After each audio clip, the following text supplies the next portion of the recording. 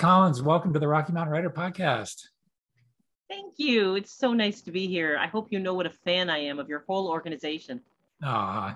Well, we appreciate the fact that you're willing to get involved and come out to the Colorado Gold Conference, and that is great to hear. At RMFW in Denver, we definitely attract some folks from around the country to come out to the conference, but it's great to know the organization has a good reputation as well.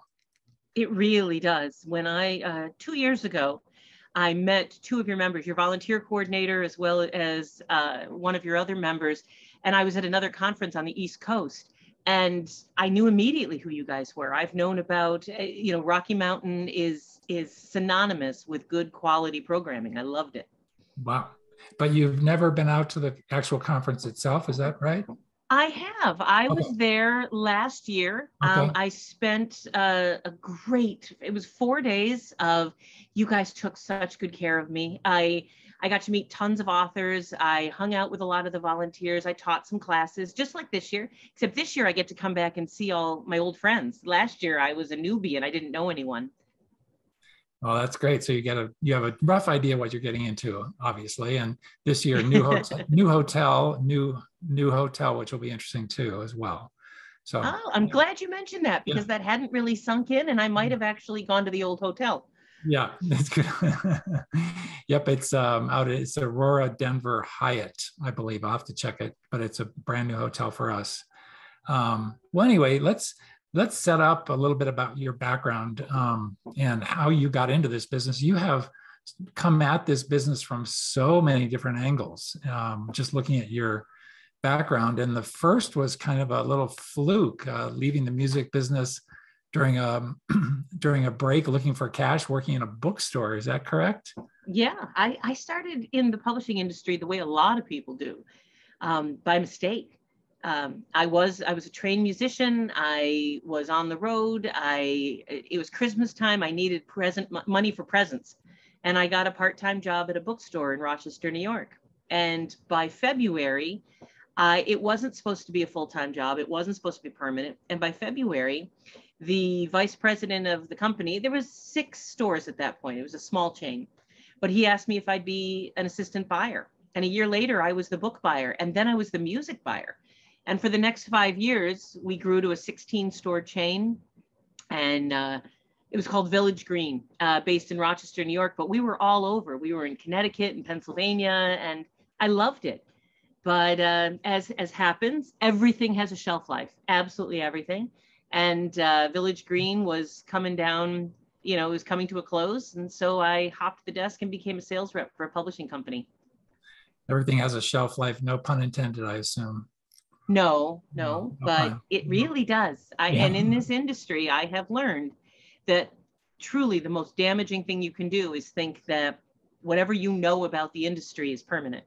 Nothing is permanent. Everything has an expiration date. Yeah. Now, were you a book and reading kid before taking that job, or as a youth, were you into books and fiction and writing? I was one of those kids that when they put you in different reading groups in first grade, the Cardinal group and the Bluebird group, and they didn't say the really good readers and the not so good readers, but we all knew that the Cardinal group was the best group. And and there's a picture of me at 12 years old in socks with individual toes, multi-striped socks with individual toes. And you don't know that because they're tucked into wooden clogs, in Jordache jeans and a velour V-neck. I was the height of fashion at 12, a velour V-neck shirt, sitting on my grandfather's front stoop. I lived with him in Burlington, Vermont for some time. And there's a picture of me reading Morgan Llewellyn's Lion of Ireland. I love that picture. I still have it, because no 12-year-old should be allowed to read Morgan Llewellyn's. There was stuff in that book, and I knew better than to ask my grandparents what I was reading about, but I loved it. So yeah, I was reading older books long before I should. Yeah, that's great. So once you were into the book chain and working for the book chain and doing the book buying, that just seemed like a natural fit to you. And then you, like you said, you saw that things were changing. And take us back to that moment again. You jumped over to another position in the book world. And what was that? Was that a Did that feel like a big leap to you? It did, because I was young, and I had I went from a small family sort of business where I was protected and I was cocooned, and I was the queen. I was kind of a big fish in a small pond. And then Prima Publishing, which a division of Random House, which is no longer actually, they folded a few years ago. I'm starting to sense a theme that if I used to work for you, you no longer exist. Yeah. I'm a little nervous now for Rocky Mountain, for Gold Coast Conference. Yeah. But my sales rep was she was taking another job with another company, and she said, you'd be good at this. And so I interviewed and I got the job, and they moved me to Philadelphia. And I was no longer a big fish in a small pond. I was a newbie all over again. I was very comfortable as a book buyer. My word was law. I had learned, and I love it. I love being thrown into new situations where I'm not quite sure.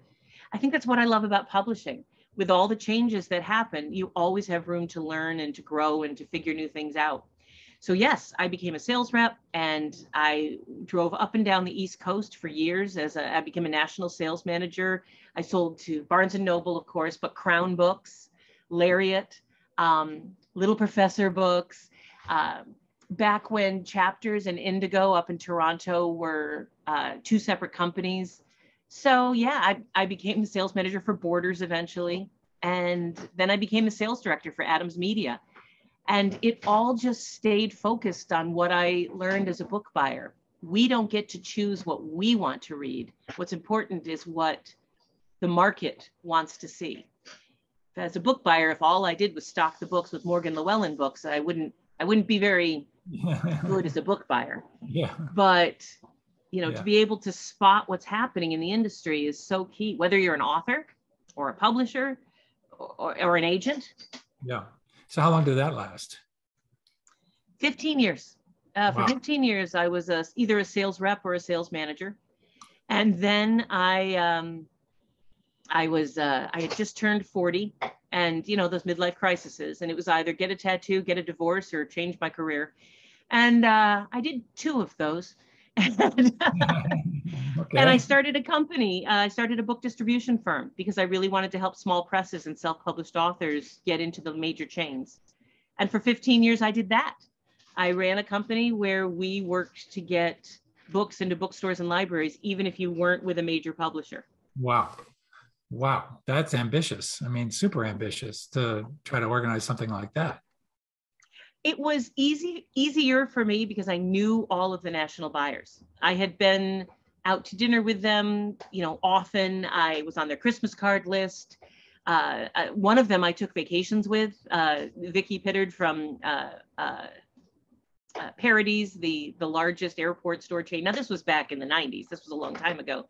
But I knew them, and I knew how to get into them. So I thought, why should only Random House or HarperCollins or those sorts of publishers get a chance to get into airport stores or major chains? Let's let some of the smaller houses in.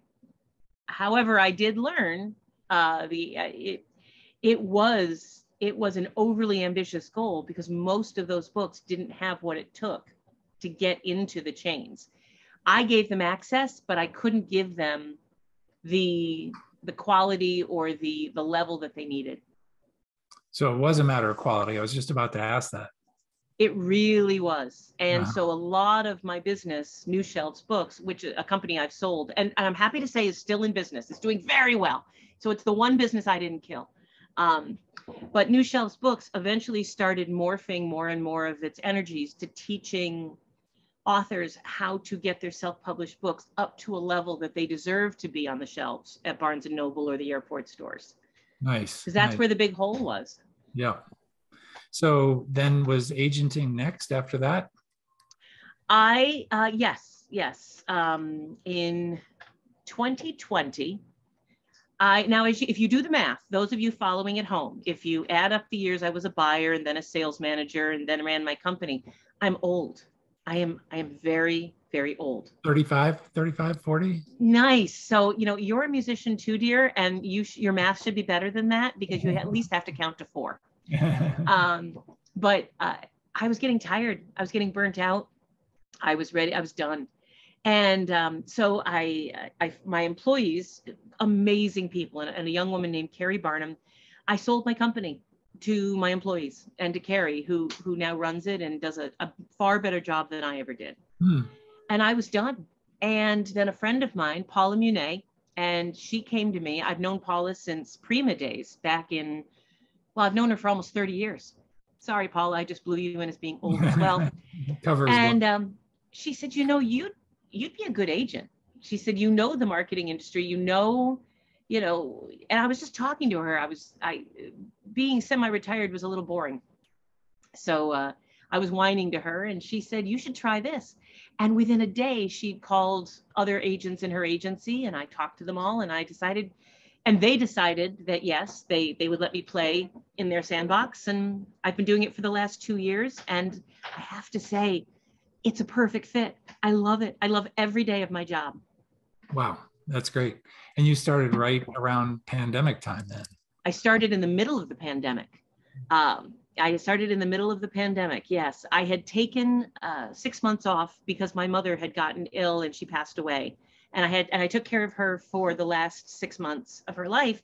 And when I emerged into the sunlight, it was March 17th of 2020. And yeah. And so I became an agent in June of 2020, and I had my first deal 3 months later, and I've been off to the races ever since. Wow. I mean, you started out in the business during major upheaval time, and it's total uncertainty, and publishing deadlines being pushed back, and nobody really knew, especially when it came to bringing in brand new writers. There was just a feeling of maybe it would all be closed off for an unforeseeable amount of time based on the fact that all these other commitments were being pushed back. And they were. And it's very hard, very hard. Yeah. Some of my authors who had previous deals where they were turning down $10,000 advances, they were lucky to get $2,000 offers now. Everything changed at that point. But as I said a few minutes ago, I love investigating. I love change. I love turmoil. I love figuring things out. My favorite phrase is this. I love that phrase. When the minute someone says, what if we, I'm like, yes, let's do it. Let's get into it. That's great. Wow. So what do you, tell us, what do you specialize in? What are you looking for? What is happening now today as writers think about, we're just a few weeks out now, 7 or 8 weeks out from the conference, and they're thinking maybe a young writer, first-time writer coming to their first conference, maybe approaching a literary agent as scary and as intimidating as you. I'm joking.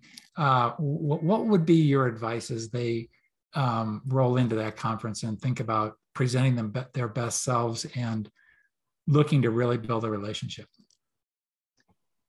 Approaching any agent at a conference, online, slipping into their DMs and Twitter, if they allow that, don't do that if they don't. Approaching an agent is very, very much like walking up to someone you're attracted to at a cocktail party or online dating. You're going to make the approach. It may or may not be a good fit. But if it's not a good fit, it's no reflection on you. If you walk up to someone that you find attractive at a party and you chat them up a bit and then their husband walks over and you're like, oh, okay. That's no reflection on you. And so if you approach me with a sci-fi fantasy novel, because you know that a lot of my clients are sci-fi fantasy people, and you approach me with a telekinetic circus performer story, I already have a telekinetic circus performer story. I have one of those. I really can't sell another one. No reflection on you. So please don't be nervous. Don't take it personally. And so when you approach, please just keep in mind that we need you as much as you need us. We really do. Also, keep in mind that just like at a cocktail party, you can be a horrific bore and you can monopolize my time and I can monopolize yours. So pay attention to the cues, pay attention to the room. If you're at an event where you're sitting at a table with somebody you really want to pitch, that's not how you start. You're sitting, let's say you're sitting at lunch at the conference with an agent and an editor and they're chatting. Feel free to join in the conversation. Do not spend the next 45 minutes of the 1 hour lunch talking about yourself. Read the room. That's sort of what you were going for? Yeah, exactly. Mm-hmm. I think it is, it's still a hard thing to pull off if you haven't practiced that, if you haven't, done that a few times. It's, you still have that sort of tug between wanting to get the information out about your wonderful novel and how fantastic it is and how different it is and how it's groundbreaking and all that. And yet you hear all this advice about making the human connection, about really just being relatable. And there's it's a tough thing to do. You don't want to miss your chance. Well, it's not tough if you do this. Are you ready? Ask questions. Do not start offering, start asking. Questions like, I'm curious, why do you come to conferences? That's a good question. I'm real curious, what sort of books have you recently read that were close to the mark but missed, and why? Ask them about themselves. Where do you live? I mean, right. If I find out that somebody, grew up in Burlington, Vermont, all of a sudden they have my full attention. I want to know, have they been to Al's French Fries recently? We want to talk. Right. Ask them questions. If you start by asking, and then unless the agent is a sociopath, they're going to ask you questions back. So maybe start by, are you having a good time? Have you been to this conference before? How far did you fly to get here? Come on. I mean, just talk to me. You don't have 2 seconds, I promise. Right. And that goes back to the dating theme as well. Ask questions, Mm-hmm. and just keep it simple, keep it human, keep it real, read the room.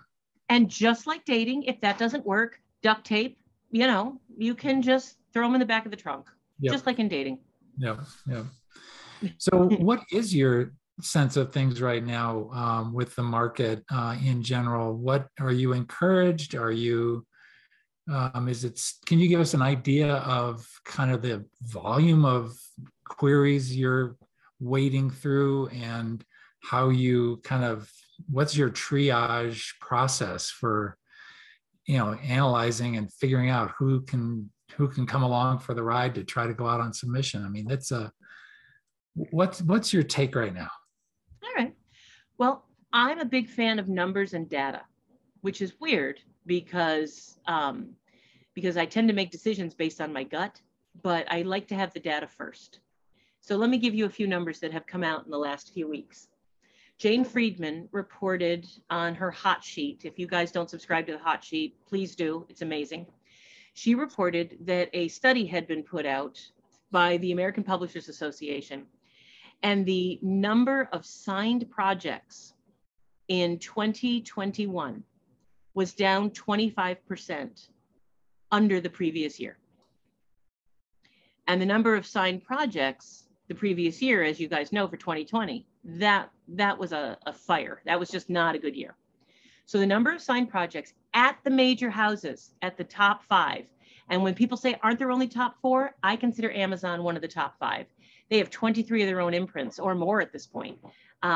So Amazon is signing tons of books, but people don't always pay attention to that. They're a huge publisher.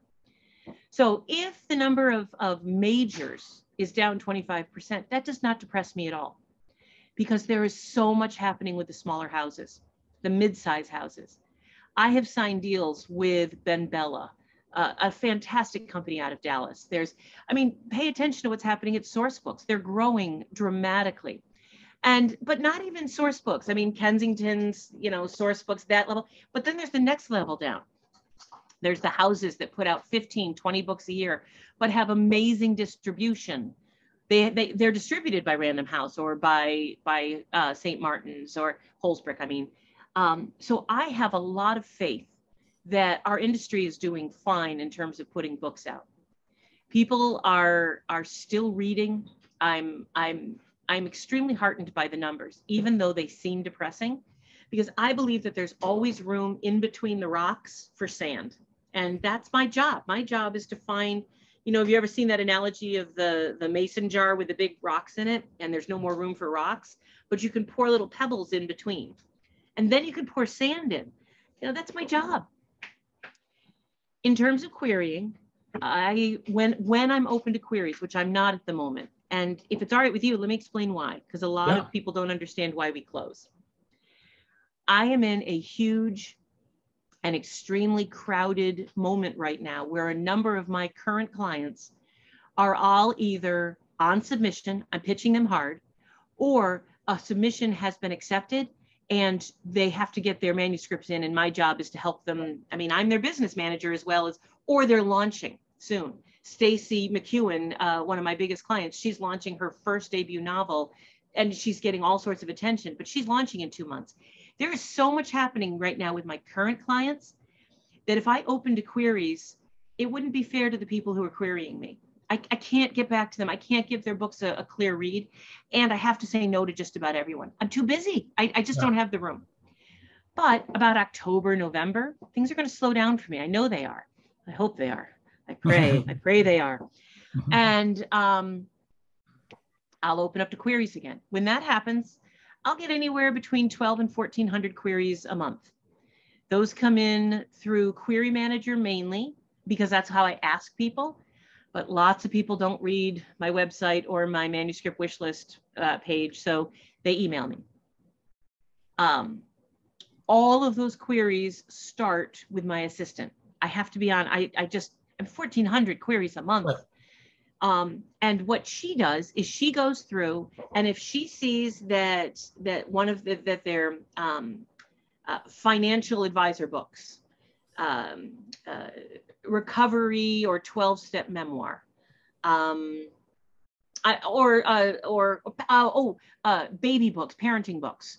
I don't have children. I'm not good with memoir, and I personally am not interested in high-end finance books, and so I don't want to. I may love the person who's doing them, Randy Thurman. I love you, but I can't do a. Right. I don't care. Right. So she passes those. She sends them a lovely thanks, but you're not a great fit because you didn't. I mean, they didn't read. It says very clearly, I do sci-fi fantasy. I do prescriptive how-to nonfiction. Anyway, the rest I go through and I see if any of them seem interesting. Those that aren't interesting, my assistant sends them a lovely note saying, I'm sorry, we're not a good fit. Thank you, no. And the rest I ask for sample pages, or I ask them to, lots of times I'll ask if it's fiction for a complete plot synopsis or a chapter by chapter breakdown, because I like to see the plot first. But I won't do that until I've read the first few pages. If the first few pages, it's clear to me that you have talent, we can keep talking. But it's also real clear to me that your writing isn't ready. And so you get a thanks, I'm not a great fit email. So let's do some more numbers then. Out of, let's say, 1,500 queries a month, once you are back open for submissions, what number percentage get requests for more material? 12 or 13. Yeah. And then out of those 12 or 13, how many authors do you sign per month? How many total authors are you representing now? From my query pile. Yeah. I have signed 2 authors in 2 years. There you go. Yeah. Sorry, guys. Yeah. Yep. What about how many authors have you signed by going to conferences? 5 or 6. Yeah. 5 or 6. I've signed, well, you know what? That's not true. That's in-person conferences. Virtual conferences, another 5 or 6. So I've probably signed a dozen clients through meeting them either in online or in-person conferences. I have signed 2 clients through the query pile in 2 years. And the rest all came because they were introductions or personal recommendations from people I love and trust. Yeah. Wow. Can you give us an idea? Talcott Notch, fairly well-known literary agency, I would say. They've been around for a long time. They have. Yeah. And can you just tell us the overall sort of, is there a brand approach that Talcott Notch takes in terms of the overall philosophy of the literary agency as a whole. And kind of a companion question, is your experience, the numbers you just shared, typical and representative of the whole agency in terms of just that sheer volume versus what gets through kind of pattern? I'll start with a number question because I want to be clear. I don't know how many queries Gina and Paula and Saba Dennis get. I would guess that Gina gets twice the queries that I do, but let me be very clear. I want you guys to hear this. I am guessing. I can find out if you want, and you can put it in the notes of the video, the podcast, Sure. but I don't know how many queries she gets. I do know that Paula and Gina Saba have been doing this a very long time. And when you ask what the numbers are, I don't know, but I do know that one of the things that attracted me the most to Talcott Notch is all of the agents there seem to have a philosophy of service. Nobody teaches more classes or goes further out of her way than Paula Munet. She's just amazing. Gina, she spends hours a day mentoring authors, mentoring me, mentoring her agents, but also just talking to people in the industry. They teach for Writer's Digest. They go to conferences. I hope you guys know the number of agents that actually go to conferences is pretty small because they don't want. I've talked to them. I'm not surmising this. I've heard this. They don't have room for more clients. So why would they go to a conference? The only reason to go to a conference is to get more clients. Gina, Paula, myself, we don't go to conferences. We don't teach classes to get more clients. We have clients. We are busy. I am exhausted. But it's a way to give back to the industry. And I've always believed that a rising tide raises all boats. The more authors know about how things really work, the better off our whole industry is. And I would say that one of the huge overarching themes among all the agents is the desire to teach and to share and to be of help. Yeah, that's great. That's awesome. Do you, when you take on a client, are you willing to, and do you go through an editorial process with the book in terms of really getting feedback? Say, I want to sign this client. Here's their first book, but I have 10 things I want to fix in the novel before I go out on submission. Are you giving? Yes. Detailed? I always do that, but I'll talk about Paula. Paula, she does that herself. She will sign mystery authors because she knows mysteries beautifully. And she will go through and she will spend weeks making notes and editorial suggestions and helping them polish that book. I do it a little differently. I'm a business person. I'm not an editorial person. Yes, I have an English degree, and yes, I've been in publishing forever. But just like I wouldn't change my own oil, can I change my own oil? Yes, but it would be better for someone else to do it. So what I do, if I take on a client, it's not only a time commitment. For me, it's a huge financial commitment, because I will pay an editor anywhere from $500 to $2,500 to edit the manuscript and to do what's called a development read or a development edit, depending on what they need. I won't do that for people before they're my client because, well, I'm not insane, or, I don't have untapped resources. Yeah. But if I take on a client, I partner them up with an editor who has top publishing experience. They have to have worked with a major house. I'm very clear on that, because why let someone edit a book so I can get a deal in a major house if the editor never worked there? So I have one or two clients that have different types of books, and I learned to do this. Trevor Crafts, one of my first clients, signed this amazing book with Abrams. He then decided he wanted to try children's books. Children's books. I had just sold, are you kidding me? But this is how I learned to do this. I hired a editor. I won't mention her name, but if you guys want her name, email me and I'll give it to you. I hired an editor who works at Holiday House, fantastic children's book publisher. She does freelance on the side. And she worked with Trevor to get his children's books ready. And now he's doing great. He's a children's book author. Wow. So wow. I learned that I can't do everything. Can I negotiate a contract? Yes. Can I, hold people to a schedule? Can I fight for my clients' royalties? Yes. But I don't do editorial. I do make sure editorial gets done, though. Yeah. Wow. And that's really interesting that you put out the cash to hire the developmental editor, knowing, I mean, I don't, if you want to walk through the numbers, but if you're paying $2,000 to hire a developmental editor, which sounds about right, maybe even a little bit low, some are going to be more like $4,000 or $5,000, depending on their experience and all that. And then maybe turning around and getting a $10,000 or $15,000 advance, of which you're going to take 15%. You're rolling some dice. I mean, obviously you're going to hope it's that the long game. Yep. Yeah. Now I want to be clear. I hire them to do development reads, not development edits. A development, if I sell a book to a publisher, they can do the development edits. That's on them. But a development read is a little bit of a different process, and one that I love.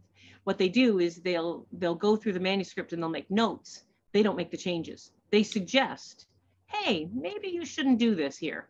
Yeah.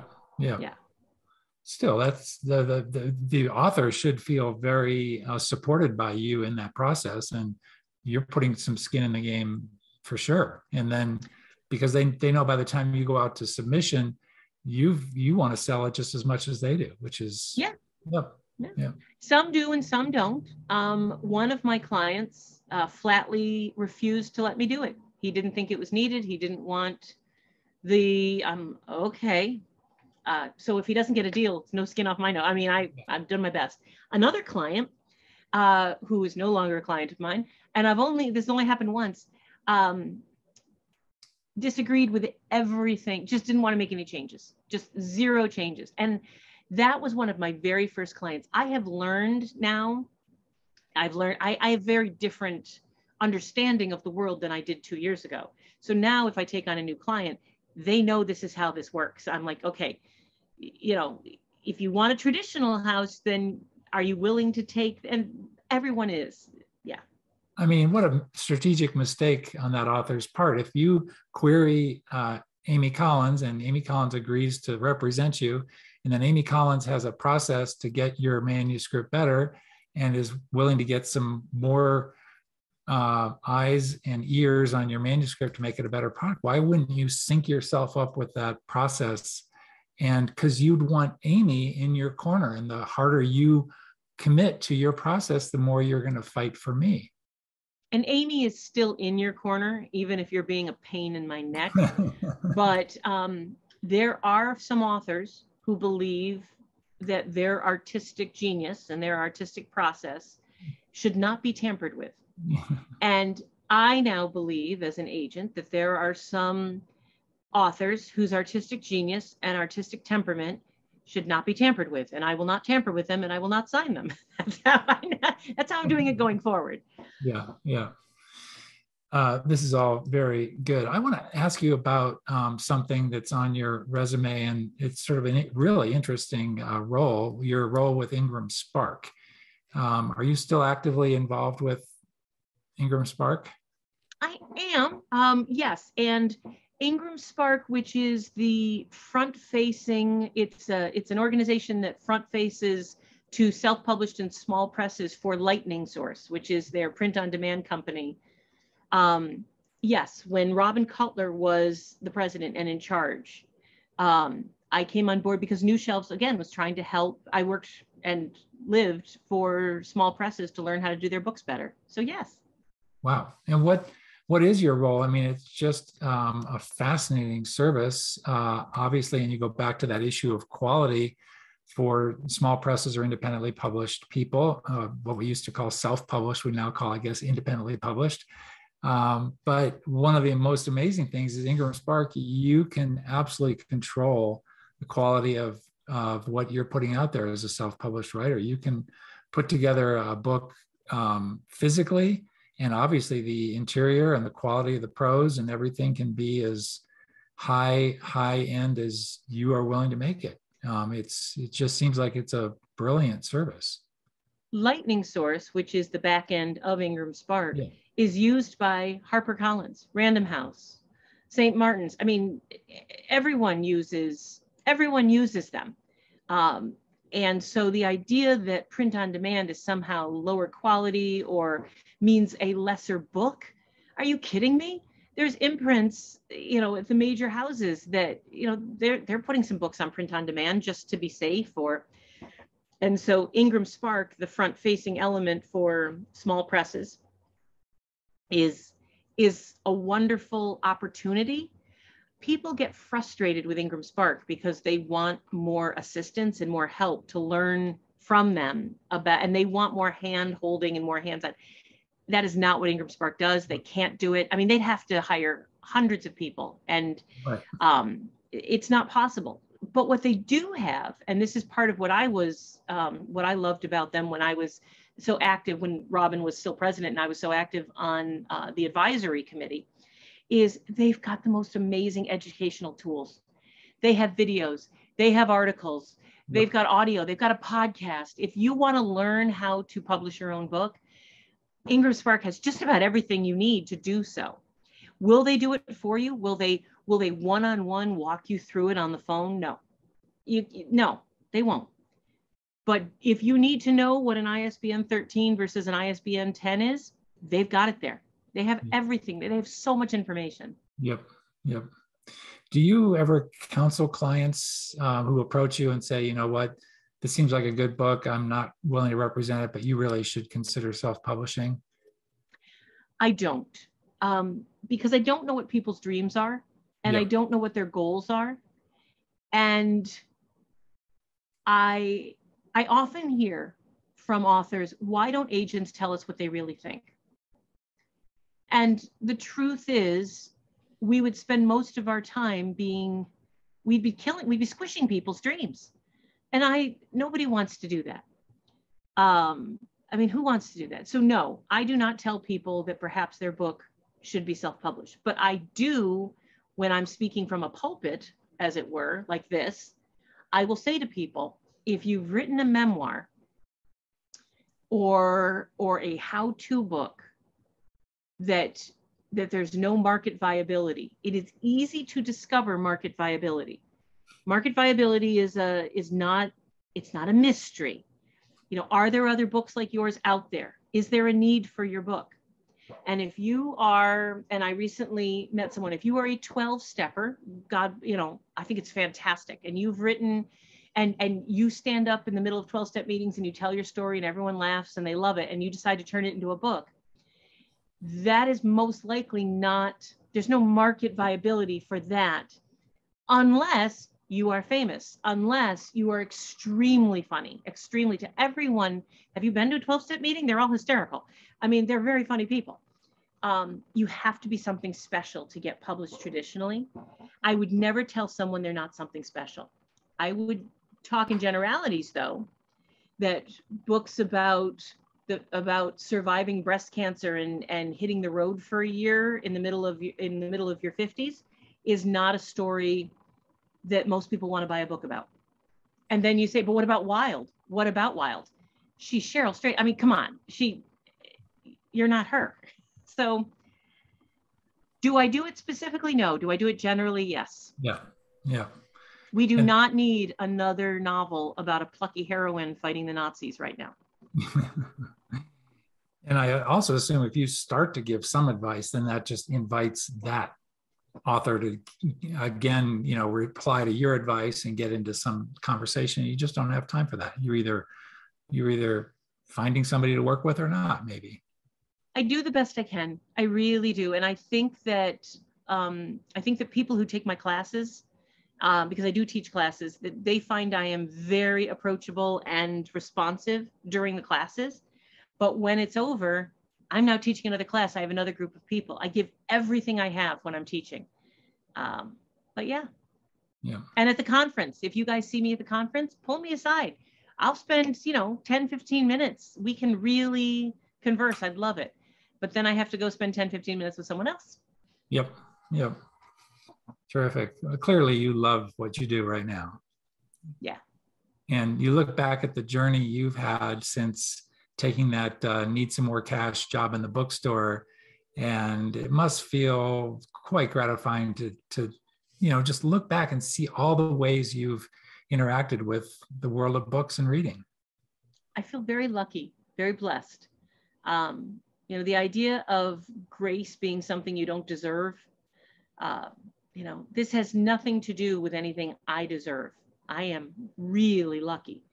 And I think anyone who gets to spend their days in the publishing industry, they should count their lucky stars. We are all extremely lucky. That's great. That's great. Well, as we wrap up here, Amy, and thank you so much for your time. We always like to give our guests a chance to promote a book or an author or something to pay it forward a little bit, or shine a spotlight on a title that needs a little more attention, something that just is, you know, rocking your world. So now's your chance. Okay. Now, I was warned that I was going to get to do this, and I'm not picking one of my books. I'm not picking a client's book. I'm not picking a book that I don't even know the author. So I'm about to promote someone whom I've never met. But this book, 7 Drafts, I heard about it online. Allison K. Williams, whom I've never met. I'd love to meet her someday. Yeah. Allison wrote an article that I liked, and I went to and I read her bio, and I go, oh, that seems like an interesting book. And I bought a copy and I read it. It is brilliant. 7 Drafts by Allison K. Williams.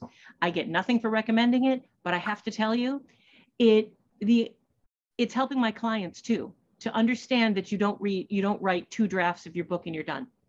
Self-editing is such an important skill. And this book is literally all about self-editing. And I loved it. And I highly recommend it. Fantastic.